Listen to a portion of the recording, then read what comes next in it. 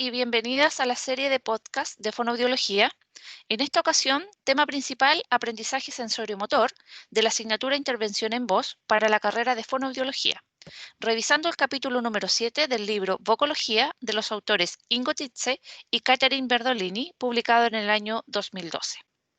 En esta oportunidad, nuestra invitada a conversar sobre principios de aprendizaje sensoriomotor es señorita Carla Lizana Muñoz, fonoaudióloga y licenciada en Fonoaudiología de la Universidad Autónoma de Chile, diplomada en Vocología de la Universidad de Chile, diplomada en Trastornos del Espectro Autista de la Universidad Católica de Temuco y actualmente postulante al grado de magíster en Docencia para la Educación Superior e Investigación Aplicada de la Universidad de Viña del Mar. Carla, bienvenida a nuestra conversación, que sin duda ayudará a nuestros y nuestras estudiantes a comprender de mejor manera los principales conceptos en materia de intervención de la voz, que a su vez es una ayuda y complemento a la bibliografía base de esta asignatura.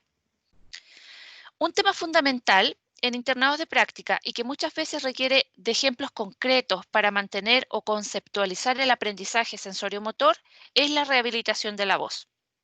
He aquí la primera pregunta.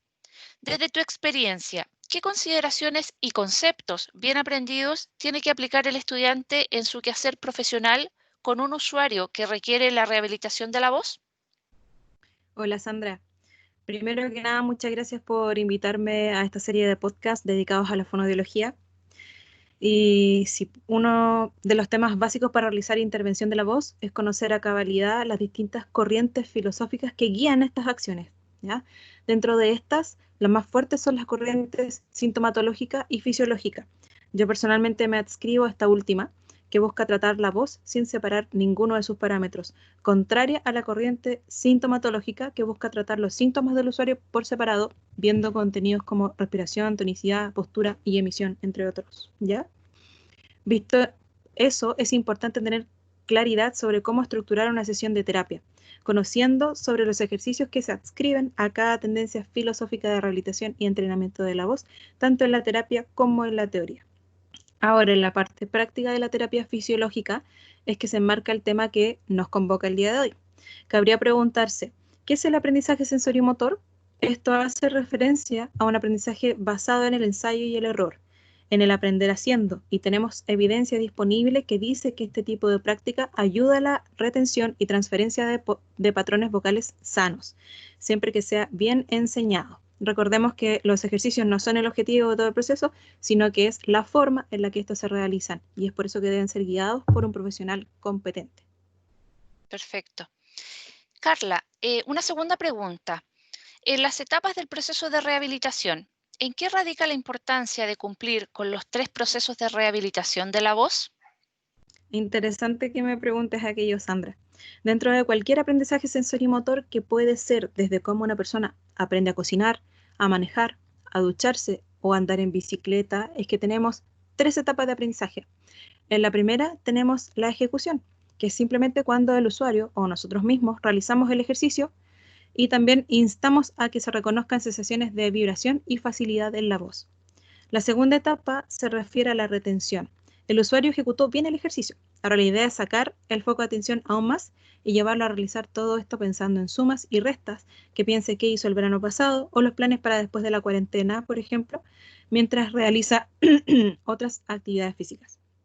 Y la tercera etapa se refiere a replicar estos patrones de voz nuevos a habla espontánea, al hacer clases, cantando, hablando en el día a día, sin cansarse ni cambiar su calidad.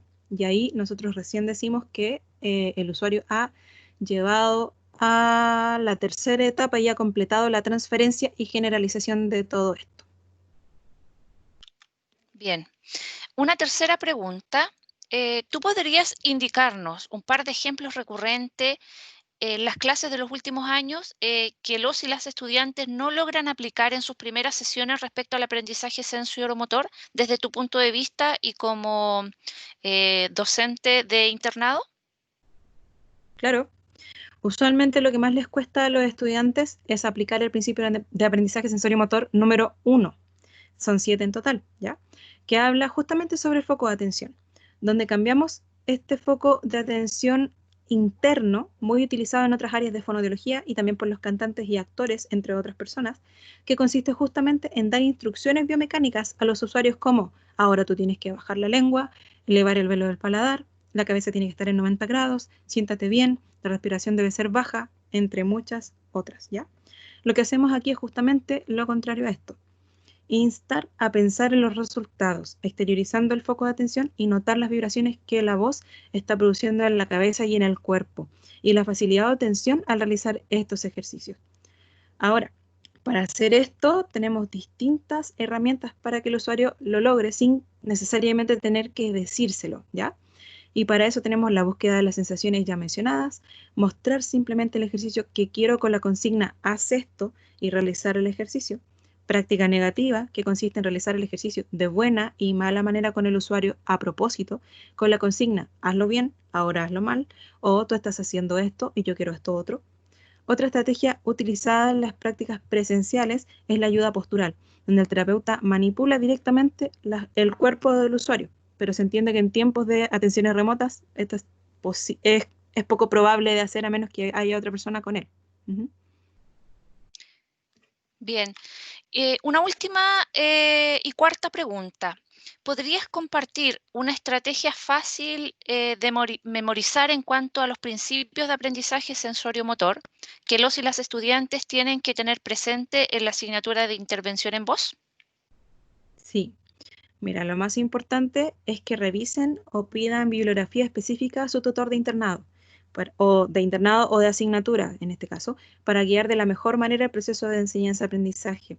Recordar que para enseñar algo de buena manera, primero tienen que aprenderlo, ¿ya? Siguiendo también las 3 etapas, que son ejecución, retención y transferencia, de las que ya hablamos. Aprendemos, ¿cierto?, a conducir nosotros y después le enseñamos a nuestros usuarios a hacer lo mismo. Ya. Finalmente, me queda compartirles el gran placer que siento de tener la labor de enseñar a futuros fonoaudiólogos. Espero que estas reflexiones ayuden a todos los estudiantes de cuarto y quinto año a comprender que el aprendizaje sensorio-motor es la base de la rehabilitación y el entrenamiento vocal, pero de corriente fisiológica. Recuerden siempre las 3 claves de monitoreo, que son tono, intensidad y la comparación entre ejercicios. Bien, para finalizar nuestro podcast de hoy, queremos agradecer a Carla Lizana su tiempo y disposición en compartir con todos ustedes sus conocimientos sobre esta materia. El texto que se acaba de reproducir forma parte de la bibliografía base de esta asignatura, Intervención de voz de la carrera Fonoaudiología, disponible en plataforma Google Classroom. Revisa este y otros recursos tecnológicos disponibles para esta asignatura en tu aula virtual.